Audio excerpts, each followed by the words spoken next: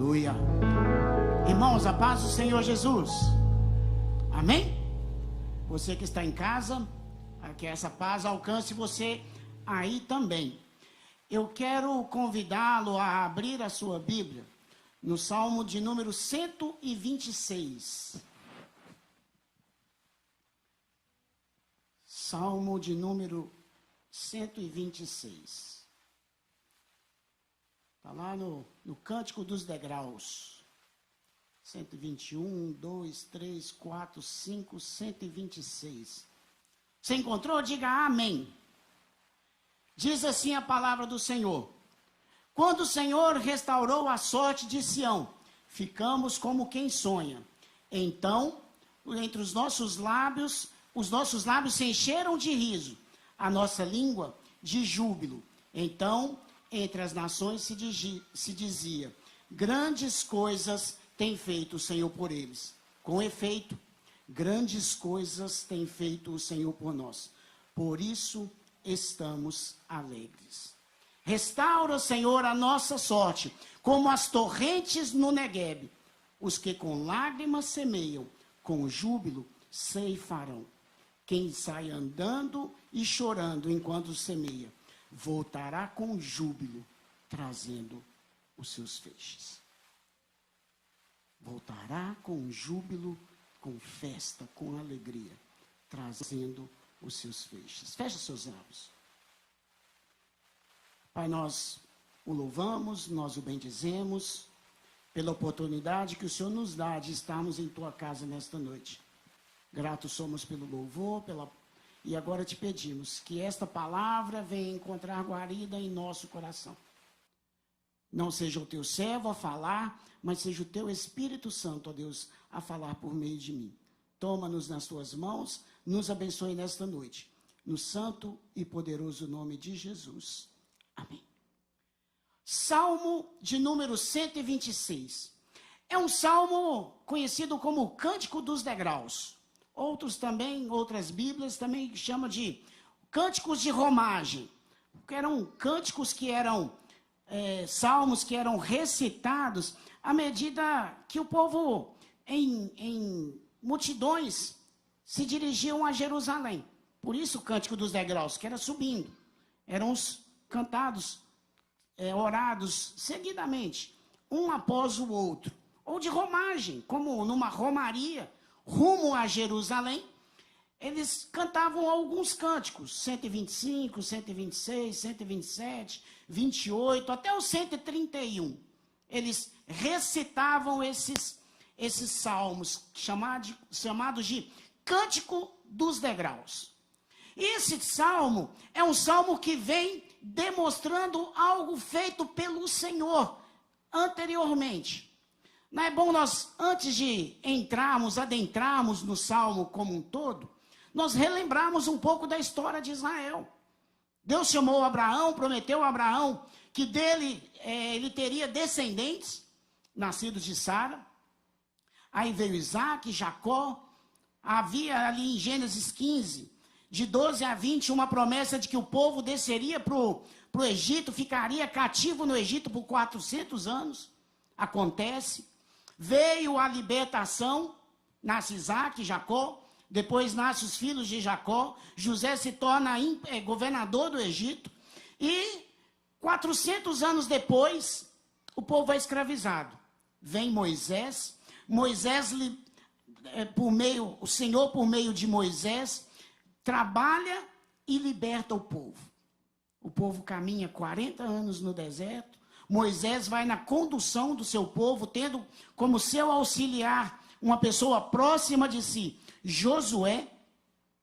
E Moisés conduz o povo até as portas de Israel, a entrada.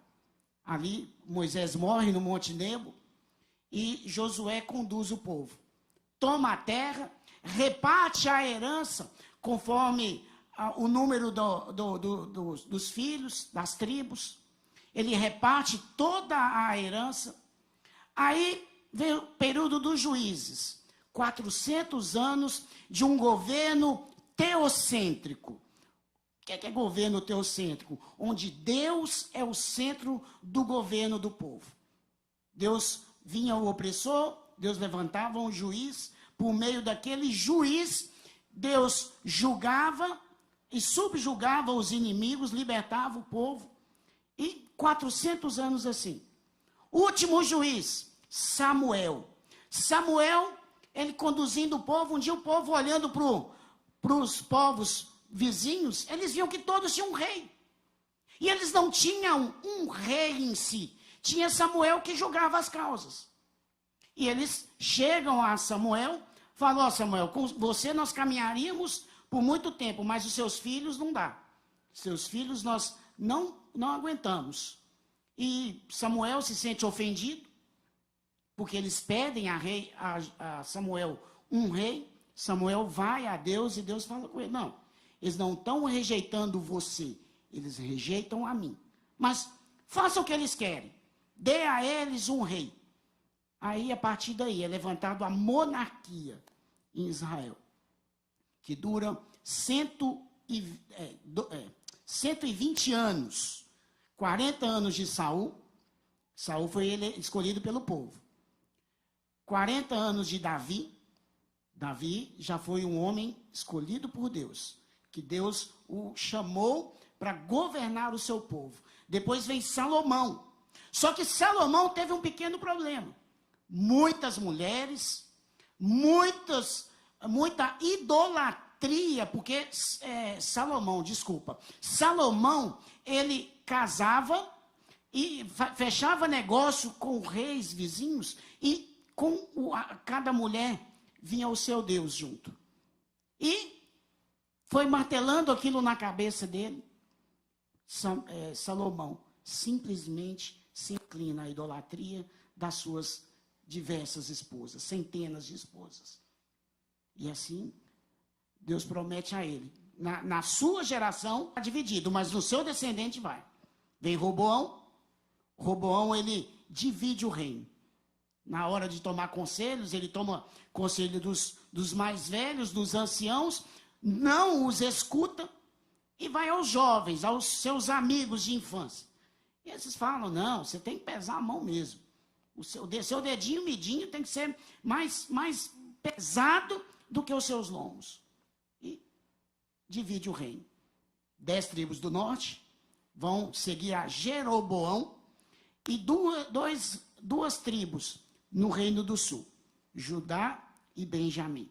O reino do norte, Jeroboão, construiu lá os bezerros de ouro, para que o povo não viesse a Jerusalém, a Sião, para poder adorar ao Senhor. E por lá mesmo eles ofereceriam sacrifícios, holocaustos, e ficavam por lá mesmo.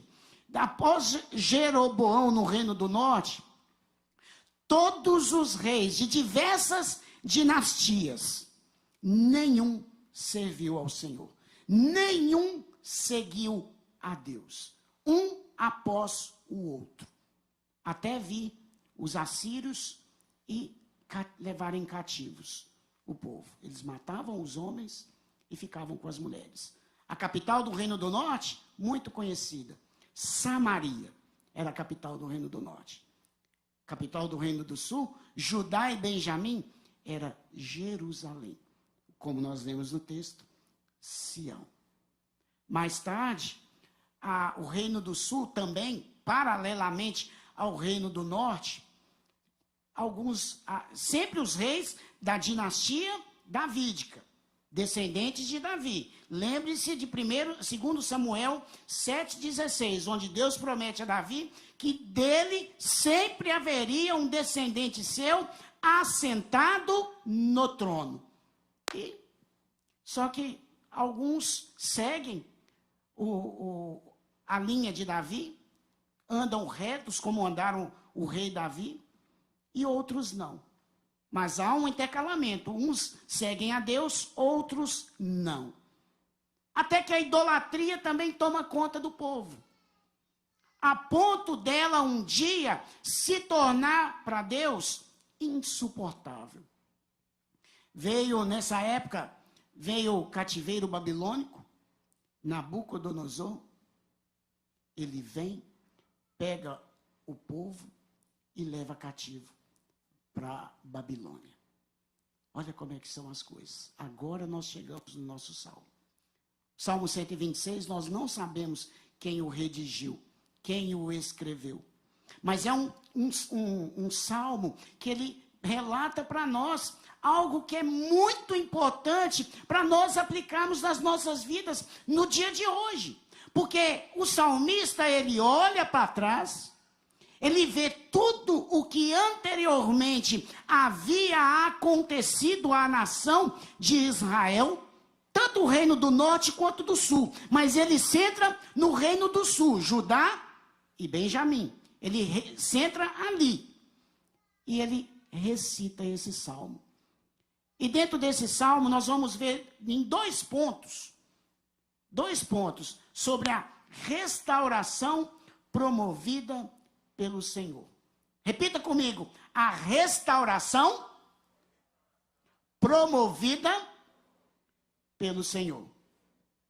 Primeiro ponto desta restauração, nós vamos perceber que ela é uma restauração passada.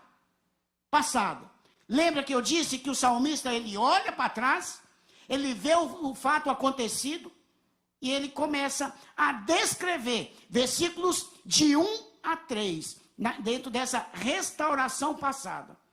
Quando o Senhor restaurou a sorte de Sião, ficamos como quem sonha. O povo ficou assim meio atônito, atordoado, porque é meio inacreditável. O rei Ciro, no momento em que ele assina o decreto, a alforria do povo, os liberando para voltarem para Israel, o povo ficou assim meio sonhando, pisando nas nuvens. Eu me lembro da época que eu tive a Ágata. Eu não, né, irmãos? Misericórdia. A Lília teve a Ágata. Sonhamos a gravidez inteira. O dia que a Ágata nasceu, peguei a Ágata no colo. Foi uma alegria só. Difícil de descrever. E é mais ou menos essa reação. Quem é pai sabe dessa sensação. Porque a gente fica assim meio atordoado, meio sonso, sem saber. Mas é a alegria de receber uma notícia há tanto tempo esperada. Porque muitos ali já haviam morrido na Babilônia. Muitos já haviam ficado para trás. Mas havia a promessa de Deus que Deus os libertaria daquele cativeiro. Que ele duraria 70 anos. E o povo fica assim, como quem sonha. Quando o Senhor restaurou a sorte de Sião, ficamos como quem sonha. Pensativos. Lembrando do quão bom é o lugar para onde nós estamos indo. Porque é uma terra prometida pelo Senhor. Mas não para só nesse ficamos como quem sonha. O versículo 2, a parte A diz: então os nossos lábios se encheram de riso. O que é encher de riso? É algo que a gente olha na face e percebe. Você olha para a pessoa e ela denota uma alegria gigantesca. A ponto dela não ficar aqui, presa no coração. Pelo contrário, ela é expressa através do nosso olhar, dos nossos lábios. Sorriso 3:15 ou 15 para as 3. Aquele sorriso aberto que dá gosto de você olhar daquela pessoa. E eles ficaram, olhavam para eles com um sorriso, aquela cara meio bobada. Mas não parou por aí. E a nossa língua se encheu de júbilo. Nossa língua se encheu de cantos de louvor. Nossa língua se encheu de cantos de adoração, de louvor, de júbilo, de glória. O nosso lábio se encheu. Era algo que não era simplesmente demonstrado através dos lábios. com sorriso, mas a nossa língua passou a denotar cânticos de louvor ao nome do Senhor, porque a restauração promovida por Deus anteriormente traz isso às nossas vidas. Nós agora podemos cantar cânticos de louvor, é como diz o Salmo 40. O Salmo 40 diz que o Senhor colocou um novo canto nos nossos lábios. Agora nós cantamos hinos de louvor, de adoração, porque a restauração promovida por Deus gera isso em nossas vidas. Não para. Era tamanha festa, alegria, que os povos vizinhos olhavam e impossível não ver. Impossível não olhar tamanha alegria que fora gerada por Deus na vida do povo. Então, parte B do versículo 2. Então, entre as nações se dizia, vamos juntos? Grandes coisas tem feito o Senhor por eles. O Senhor fora glorificado não somente nos judeus, não somente neles. Muitas nações eram oprimidas, estavam ali cativas. Mas o decreto havia sido dado por Ciro aos judeus, para retornarem à sua terra.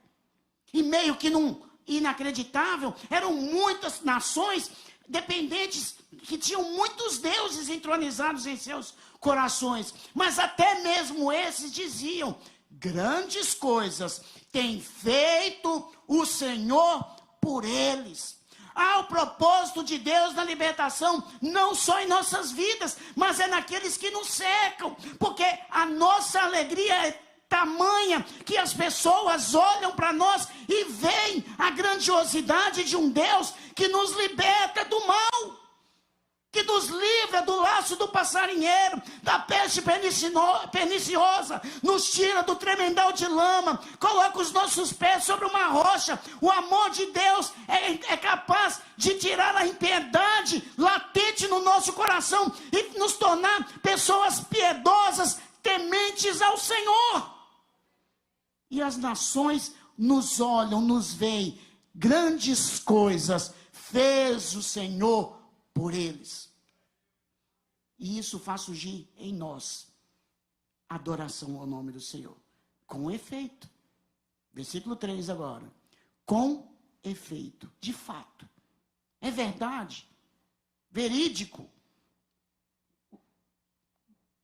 Com efeito. Grandes coisas fez o Senhor por nós. Por isso, nós festejamos. Por isso, nós regozijamos. Por isso, nós salmodiamos. Por isso, nós sonhamos. Por isso, o nosso coração expressa o louvor ao Senhor. Por isso, que as nações andam vendo em nós a glória, a misericórdia do Senhor, a sua graça, sempre atuante em cada um dos filhos amados de Deus Pai. Nós vemos que essa restauração, ela tem efeitos no passado, lá atrás. Então a gente pode parar para perceber. Muitas vezes nós andamos tristes, chateados, magoados, por causa de alguma situação. Estamos no tempo de pandemia. Só que eu quero te dizer que muitas vezes nós nos esquecemos daquilo que outrora fora feito por Deus a cada um de nós. Nós colocamos muito mais os problemas que estão diante de nossas vidas do que aquelas bênçãos gigantescas que são diante de nós e foram operadas por nós. Deus operou milagres, sinais e prodígio na vida dos seus filhos. Por isso, nós devemos nos alegrar, sair cantando por aí. Grandes coisas fez o Senhor por nós, e por isso nós estamos alegres. Somos um povo que conhece os vivas e júbilos ao nosso Deus. Nós temos que cantar, temos que salmodiar, porque Deus, Ele é poderoso para operar na vida dos seus filhos. Cante, salmodie, Em hinos de louvor, deixe as pessoas perceberem o quão bom e maravilhoso é o Senhor seu Deus. Eu estava sentado ali com a Lília, quase rolando de rir, porque tem uma criança ali atrás que ela está viva. Ela lá falando, viva! É como uma criança que nós devemos caminhar na presença do Senhor, nos alegrar, festejar, porque grandes coisas fez o Senhor por nós e por isso nós estamos alegres. Mas não acaba. Agora vem o segundo ponto. Essa restauração, ela não foi, ela ainda se tornará plena. E vou te explicar por quê. Vou te explicar por quê. Tanta louvor e adoração fez o povo clamar ao Senhor. Versículos de 4 a 6. Então, essa restauração, ela tem efeitos no futuro. Efeitos lá na frente. Versículo 4. Restaura, Senhor, a nossa sorte, como as torrentes no Negueb. Pastor Jeremias não. Pastor Ivailton José Soares, professor de geografia bíblica nosso. Pastor Yuri e pastor Álvaro o conhecem. Deu aula de história, de geografia e história de Israel para nós no seminário. E ele falava para nós das torrentes do Negueb. Lugar seco, árido, deserto. E maioria do tempo seco. E o povo clamava, restaura, Senhor, a nossa sorte, como as torrentes do Negueb. Mas como é que o Senhor vai restaurar as torrentes do Negueb se é um lugar deserto? Na época das chuvas, torrentes eram os pequenos riachos que tinham ali. Eram vários. E na época da seca, era tudo seco. Seco, nada, não adiantava você procurar água que você não encontrava. E quando o povo clama, restaura, Senhor, a nossa sorte, como as torrentes no Negueb, ou seja, traz chuva, Senhor. A chuva descia pelas montanhas e vinha e invadia ali o Negueb, e aquele lugar que outrora era seco, árido, o ar difícil de respirar, agora havia água. Agora poderia ter ali vida. E ali agora o Senhor pudera restaurar. Ou seja, quando o Senhor opera em nós sinais, milagres, prodígios, libertação, quando Ele nos restaura, nós nos tornamos dependentes do Senhor. Versículos 5 e 6. Os que com lágrimas semeiam, com júbilo ceifarão. Quem sai andando e chorando enquanto semeia, voltará com júbilo, trazendo seus feixes.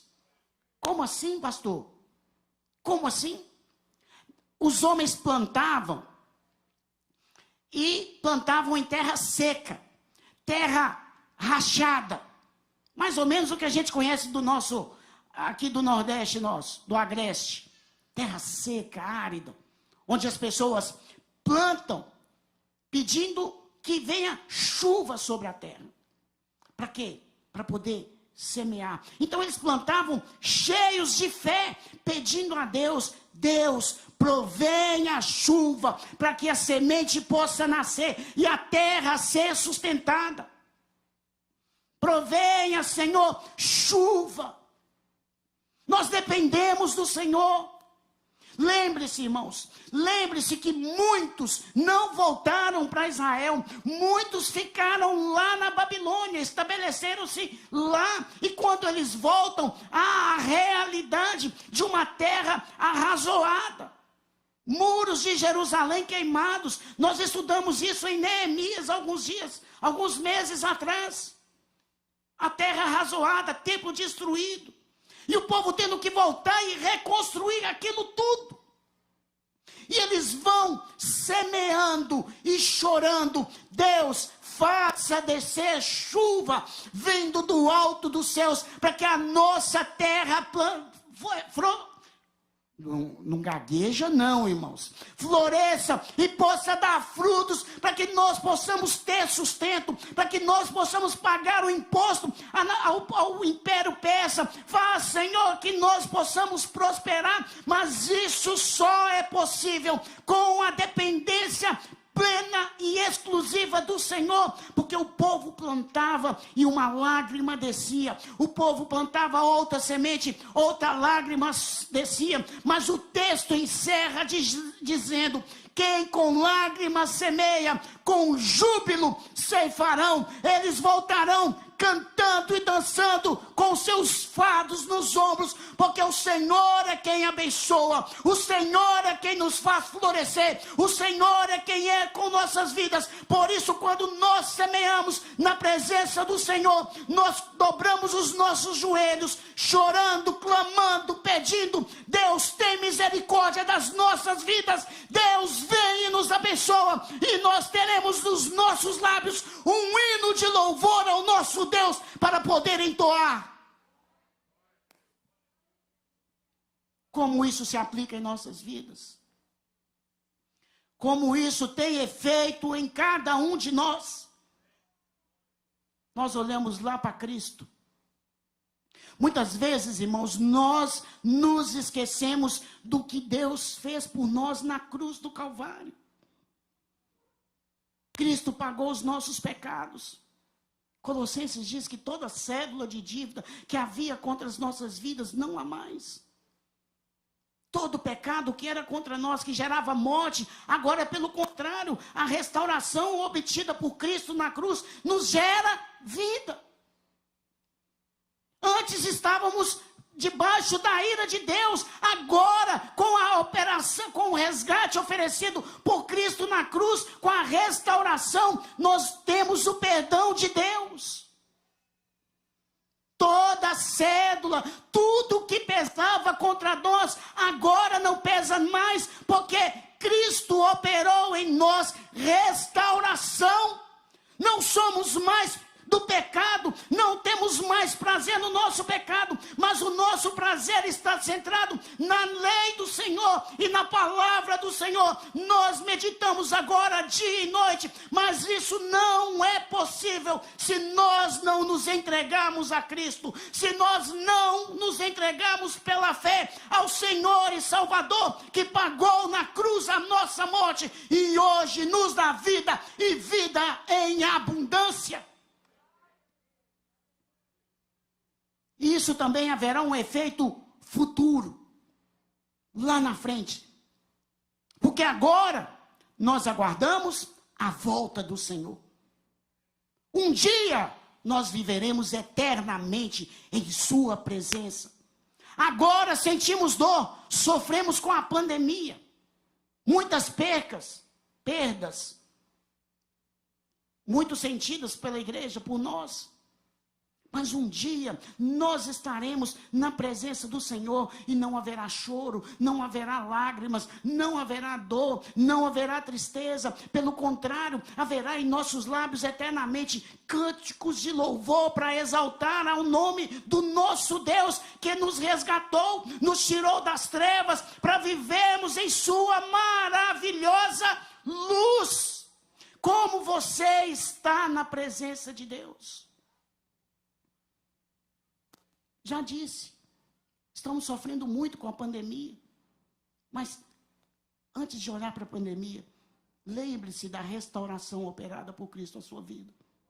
Lembre-se do feito grandioso que Cristo operou em você.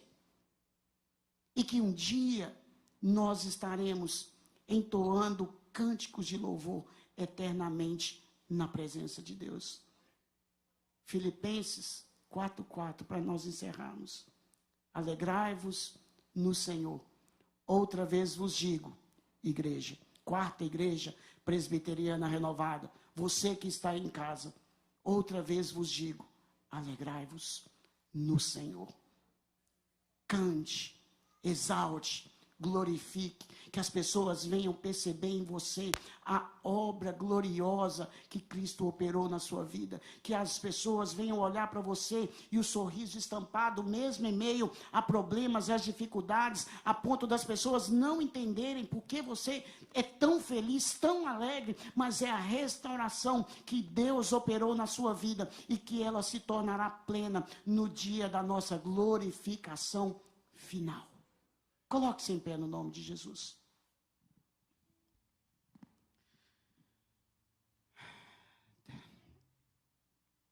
Muitas vezes nós nos esquecemos de quem nós somos na presença do Senhor. E esse salmo é para nos relembrar que nós somos filhos de Deus. Choramos, gememos, mas o Senhor, Ele tem poder para nos abençoar. Não fique centrando a sua vida nos problemas, nas dificuldades, mas centre a sua vida naquilo que Cristo operou por você na cruz. A libertação já te foi dada. Então sonhe. Seus lábios se encham de alegria. Sua língua de júbilo, cânticos de louvor. As pessoas olhem para você e não entendam. E você glorifique a Deus. Glorifique. Glorifique. Glorifique. A sua vida seja um rio de água viva jorrando. Onde o seu coração seja cheio dessa misericórdia do Senhor atuante em sua vida. Que no futuro, tenho certeza plena, absoluta, que habitaremos eternamente na presença do Senhor. Feche seus olhos. Pai, nós o louvamos, nós o bendizemos, nós o adoramos, ó Deus, pela restauração obtida pelo Senhor a cada um de nós. Obrigado, Deus, porque o Senhor tem colocado cânticos de louvor em nossos lábios. As pessoas muitas vezes não entendem, ó Deus, o que sentimos, o que acontece conosco, porque mesmo em meio a tantos problemas e dificuldades, o Senhor nos permite continuar sorrindo. Obrigado, Deus, por tudo que o Senhor tem operado em nossas vidas e por aquilo que o Senhor ainda irá operar, porque, ó Deus, iremos habitar eternamente em Tua presença. Ser com a vida dos Teus filhos, os que estão aqui, os que estão em suas casas, que o Senhor também, ó Deus, essa graça os alcance onde quer que eles estejam, que a mão poderosa, gloriosa do Senhor seja sobre as suas vidas e eles sejam, ó Deus, totalmente edificados em Tua presença. Nós o louvamos, o bendizendo nesta noite por tudo, em Cristo Jesus. Amém.